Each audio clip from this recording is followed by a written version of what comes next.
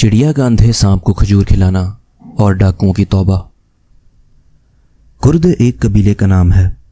اس میں ایک مشہور ڈاکو رہتا تھا۔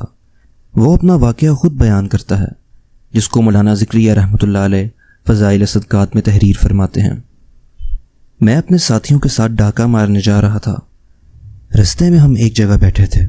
وہاں ہم نے دیکھا کہ کھجور کے 3 درخت ہیں۔ درختوں پر تو خوب پھل آ رہا ہے اور ایک بالکل خشک ہے۔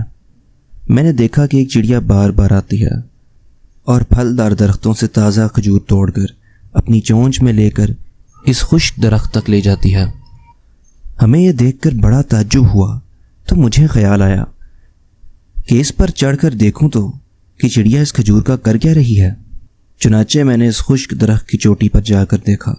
وہاں ایک اندھا سانپ منہ کھولے پڑا ہے اور یہ چڑیا وہ تازہ کھجور اس کے منہ میں ڈال دیتی ہے۔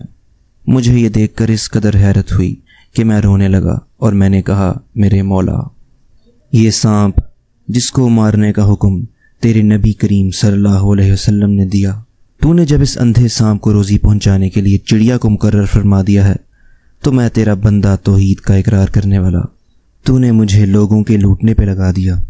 یہ بات کہنی تھی کہ میرے دل میں یہ بات ڈال دی گئی کہ میرا دروازہ ابھی توبہ کے لیے کھلا ہے۔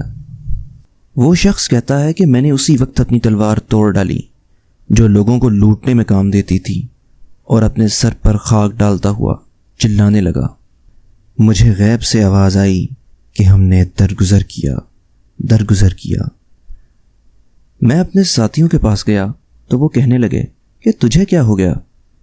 میں نے کہا میں مہجور تھا، اب میں نے صلح کر لی۔ یہ کہہ کر میں نے ان کو سارا قصہ سنایا۔ وہ کہنے لگے ہم بھی اللہ سے صلح کرتے ہیں۔ یہ کہہ کر سب نے اپنی اپنی تلواریں توڑ ڈالی اور ہم سب لوٹا ہوا سامان چھوڑ کر احرام باندھ کر مکہ کی طرف حج کے ارادے سے چل دیے۔ 3 دن چل کر ایک گاؤں کے پاس پہنچے تو ایک اندھی بڑھیا ملی۔ اس نے ہم سے میرا نام لے کر پوچھا کہ تم میں سے اس نام کا کوئی کردی لڑکا ہے؟ لوگوں نے بتایا کہ ہاں۔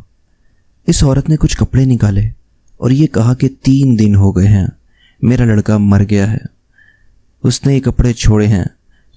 میں 3 دن سے روزانہ آپ صلی اللہ علیہ وسلم کو خواب میں دیکھ رہی ہوں۔ حضور اقدس فرماتے ہیں کہ اس کے کپڑے فلاں کردی کو دے دو۔ وہ کردی کہتا ہے کہ وہ کپڑے میں نے لے لیے اور ہم سب نے ان کپڑوں کو پہنا۔ اس قصے میں دونوں چیزیں قابل فکر و عبرت ہیں۔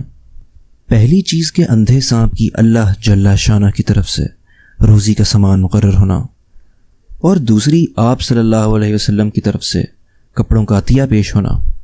ویسے تو اللہ تعالیٰ ہر مسلم و غیر مسلم کی بھی مدد کرتا ہے، لیکن بھٹکے ہوئے انسان کی جب اللہ تعالیٰ مدد کرنا چاہے تو اس کے لیے اسباب پیدا کرنا کیا مشکل ہے۔